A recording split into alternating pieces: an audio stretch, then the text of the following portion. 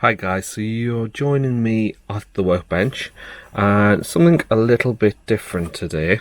We're going to take a look at these N-gauge 3-aspect line side signals from Gauge Master. What I'm wanting to do is get some signals put onto the station area. So 4 in total. I've bought 2 packs of these. This is a pack of 3. You can also buy them as individual. It's obviously better value to buy a 3 pack than to buy individual ones, so hence why I bought 2 packs of these. And in addition to buying these, I've also bought some Heathcote Electronics mass sequencers. Now, I'm told that this is the easiest way to achieve what I want to achieve, and what I want to achieve is some simple signals in the station that work, that will be on green, and then when a train passes, the green light will go to red and then to amber and then back to green. And now there's much more complicated ways of doing signalling. I don't work in the railway. I don't fully understand signalling. I've tried to do a little bit of research, which is very confusing. So basically, I just want something really simple to represent the real world within my station area. So it's as simple as that. That's all I'm trying to achieve, and this should be really simple. So let's open this first of all, and let's take a look at what you get.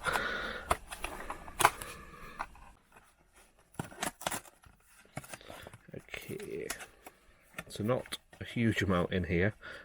There's no instructions on the packaging, and then these are so tiny, teeny tiny. That's my finger next to one of these, so you can see how small they are. Okay, so we've got wires, a lot of wires, resistors, so that's good. Anything that avoids soldering is good in my world. I can solder. I don't enjoy soldering. I do find the more practice you have, the easier it becomes, but these wires are tiny. So just pop them down and have a look at this.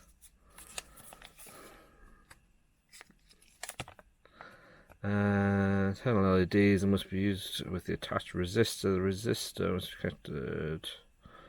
Okay.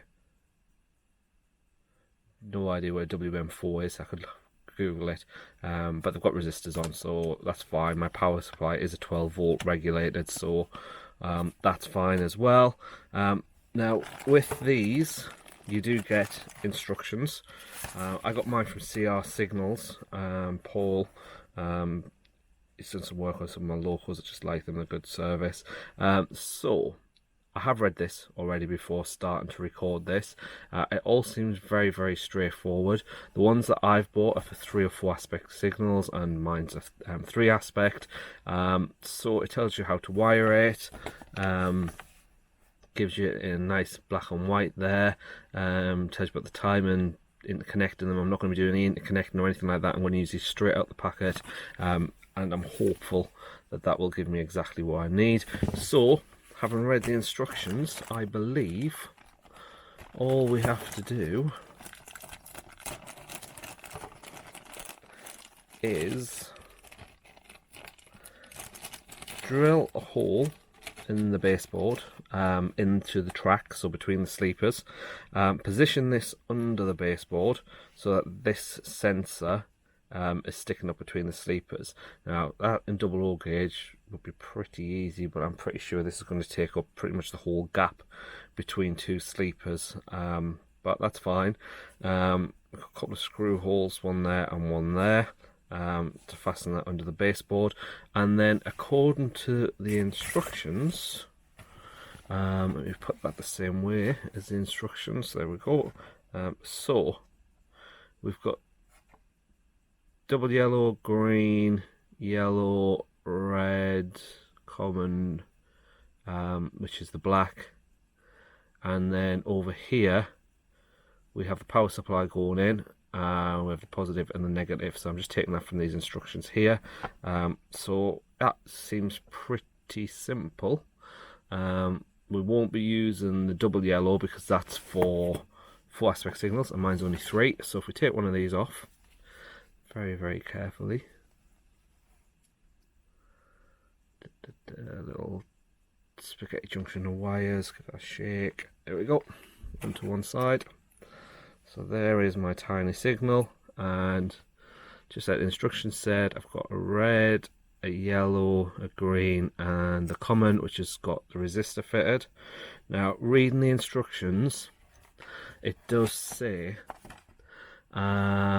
that somewhere resistors to limit the current through the LEDs are built into the board. If resistors are supplied fitted to the signal, it may be necessary to remove these. Well, I'm not removing anything until I've tried it, because if I remove it, then I've got to put it back on. So we'll wire this up, and actually that's a better picture there showing you the different wires coming from the signal into it. If it's not bright enough or whatever, we'll take the resistor off, but it very clearly tells me in these Gauge Master instructions to use the resistor, so that's what I'm going to try first of all. So again, there's the instructions, there's the different coloured wires. I don't have a blue wire because it's 3 aspect not 4, so I don't need that one. So I'm going to, just here on the workbench, I'm going to wire this to this, stick some 12 volt power into it and see what happens. So let's do it.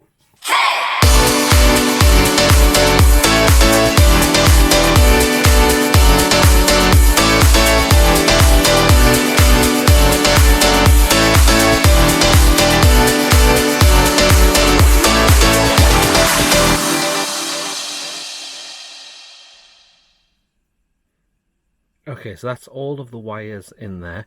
That's literally took me about 3 minutes to do. Now, before I do these under the baseboard, they just need trimmed a little bit. You can see there's a little bit of exposed wire sticking out there, so I will get rid of that before I put this under the baseboard, but this is just to give it a test. So I'm just going to go and grab some blue tack or something just to set that signal into, connect the other end of these wires to my 12 volt power supply, and then we'll turn it on and see what happens. So let me grab some blue tack and quickly do that. Okay, so this is it, moment of truth. Just got that in a little bit of blue tack just to hold it still. We've got the sensor here at the side, and I'm about to put in the plug into the mains, and we have a light. We have a green light. Now that's pretty bright. It doesn't look that bright on the camera. Maybe it does, I'll be able to tell better when I edit this, but that's pretty bright. I'm just going to turn off this desk lamp just so that might be better. Yep, so there we have it. Green light. Now what should happen is when something passes the sensor, i.e. a train, it should go to red, then to amber, and then back to green. So let's pass my hand over the sensor without blocking the camera. Red, amber, green. Now I also believe that this should stay on red for as long as the train passes. So if you've got a DMU, it'll be nice and quick, or if like me you've run lots of HSTs, it'll stay on red for the whole time the train passes. So I'm just going to do that again, but keep my hand over the sensor this time. So red, staying on red, and then the train finishes passing, and amber, and back to green. I'm really happy with that. That's so easy. Probably not going to be this easy getting under the baseboard and drilling and fitting it, but in principle I'm really happy with that. So let me move over to the baseboard, over to the station, and let's get one of these installed. So here we are at the layout, and the very first signal is going to be right here. Now what I've done is, because I've got all the ballast and ground cover and everything to put down, just got a little bit of brown texture paint at the moment, I have put some 1mm thick grey board just as a base mount for the signal. Now the signal itself does come with its own little base on it, but just because of the fact that I'm going to be ballasting and gluing and all that kind of good stuff, I just wanted to raise that up a little bit more. Just, you don't have to do that, just my preference. And then this will sit on top of it. So I measured this, and it's 9mm around the bottom, so I just cut a 9mm by 9mm by 1mm thick piece of square board and just glued that down, and that's going to be my base amount. So all I need to do is to just drill a hole smack bang through the middle of that, straight through the baseboard. I'm going to use a 3mm drill bit on that, which is plenty of space for the wires to get through, and also for this resistor to fit through there as well. And then this is the board to control the signal. This is the bit that needs to come through. So if the signal's there, basically once the train goes past the signal, that's when I want the lights to change. So this board needs to go, and it can go in either way, whichever way you want, whichever way it'll fit underneath, as long as that's pointing up and coming through the sleepers. That's all that matters. So that basically wants to go anywhere from there down. Now I know I've got a point motor here, which is going to be kind of sitting, taking up this much space underneath. So I'm going to want to come after that, and I also need space to be able to get the wires in as well. So I'm probably going to go that way, just because then I've got there's nothing here to block the access for wiring, and it's probably going to end up about there. So all I'm going to do is I'm just going to check underneath the baseboard to make sure there's nothing in the way before I come at it with my drill. And then I'm going to get the hole drilled there and a pilot hole between the sleepers. Again, I'm using a 3mm. A 2mm would have been better, but I snapped it recently and haven't been able to pick another one up, and now the shop's just closed. So I'll try that with a 3mm. Once I get through there with a 3mm, I'm going to come at it from underneath the baseboard and use a 10mm drill bit, and that will create a gap big enough under the sleepers for me to be able to get this right the way through. So I'm going to get that done, and then I'll come back to you in just a second. So there is the holes drilled, so the signal's ready to go in to this hole here, straight through, and then you'll not see that piece of grey board once that's mounted on there. And the next hole is here. Ignore this bit of white here. This was where I previously was going to put a signal, and then I didn't. I filled the hole in. So it's going to go here. The track's come loose a little bit just while I was drilling. I had to take it really slowly because I was drilling from under the board up, and I didn't want to damage the track, but a little bit of the glue's come loose, but that's fine. I can refasten that down. And then the hole, which you can see there, basically once this sensor's underneath, it's going to fill that entire gap. So I've been playing around underneath. It's really difficult for me to get in here because I've got my Prodigy Advance fastened onto here, but basically, he says, trying to hold the camera and get it in the hole at the same time. Basically, come on, there we go, you can see that now. So just there, there's the sensor, you can see me moving it up and down, so that just wants lining up to sit perfectly under there, drilled in, and then all the wires connecting up. So I'm going to go under the baseboard and do that now, and I will come back to you. I'm just going to wire it up exactly like I did earlier in the video, and we should have a working signal. So I'll be back in just a second. So as you can see, that is 2 fitted at that end of the station, and if I just pick the camera up, apologies for spinning you around, we also have 2 fitted at that end as well. I'm really pleased with them. They look really good. I've been playing around. I've got 4 trains on the layout at the minute. Few things to point out with these. Now first of all, this one here on platform 2 has been a little bit problematic. If I just swing the camera around a little bit, so basically here we have 2 baseboards that join together, so there's a ton of framework, and we've also got 1, 2, 3 point motors right in that area as well. So I ended up having to put the sensor up here, so it's a little bit further away than I would have liked it. Now I could have got a gap in the tracks here to put the sensor in, where the gap is between the 2 baseboards, but I couldn't fit. If you remember, the whole circuit board is about 5-6 inches long, and it wouldn't work. So that was a slight problem. However, I've got a bigger problem than that, and that is that when I close the fiddle yard, if you watch the signal, when I close the lid of the fiddle yard, which is eventually going to be a town, it affects the infrared, and it's just gone to red, and it'll stay on red the whole time the lid on the fiddle yard is closed. As soon as I open it, it will start to go back through amber and back to green. If we give it just a second, it will do that. There you go. So that's a slight problem. However, I have been on Heathcote Electric's website today and discovered that you can buy these same boards but with the sensor on a longer wire, an 18-inch wire, which basically means I'll be able to leave the circuit board where it is and bring off on the longer wire the sensor to this area here. So I'm going to do that. That other one won't get wasted. I'll use it somewhere else. So it's £18.50 for one of them with a longer wire, so I'm going to get one of them ordered. Other than that, they look really, really good. I have, however, discovered that the odd local doesn't, for some bizarre reason, work with these. Now, I've sent an email with a video to Heathcote to ask them if they have any idea why.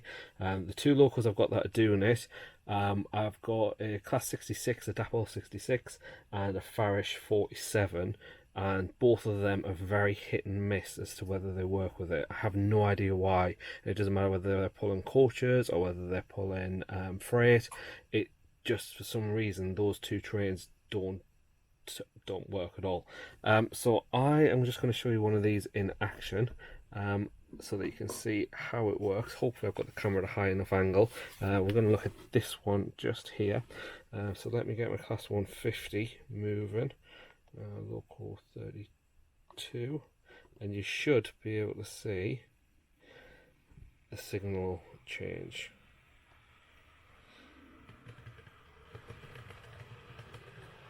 There we go, to red as we go past it, and then it will go through its process to amber and then back to green.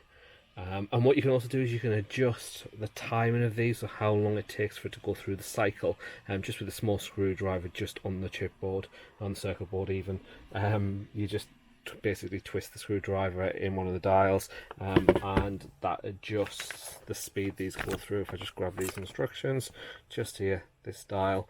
So I'll leave you with a couple of running shots. If I find out why I've got the odd local that doesn't work with these, I'll update you in one of my future videos, but I hope you agree they do look really good, and they are really, really simple to install. And the good news is that means I can now crack on and start getting the rest of the track work detailing in, cable trunking, line side relay boxes, all that kind of good stuff. So I will be back soon with another video. Until then, please comment, like, subscribe and share this video, and I look forward to seeing you again soon. Take care, guys. Bye bye.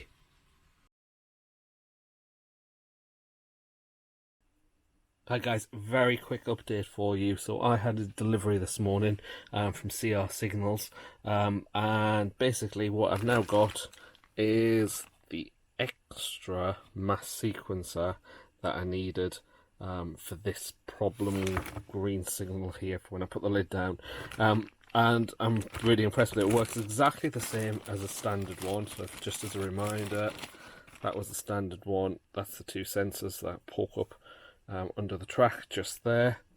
And what this other version is, it's exactly the same circuit board. I'm not sure if circuit board's the right name for it, but that's what I'm calling it. So it's exactly the same, but instead of having the two sensors coming from the top, they're basically these nice long wires, and there is the sensor. So I am going to quickly get this installed, because the camera doesn't want to play a ball at the moment and focus. I'm going to get this installed just here next to the signal. Got a gap about an inch between where the two baseboards join together, so I'm going to get that in there, and then hopefully I can get this one at the back working, so that when I close the lid, so yeah, so I'm going to get that installed and get this job finished for now. But I just wanted to show you that so you can see how it works. So thanks again for following me on this journey, and I will chat to you again really soon. Bye bye.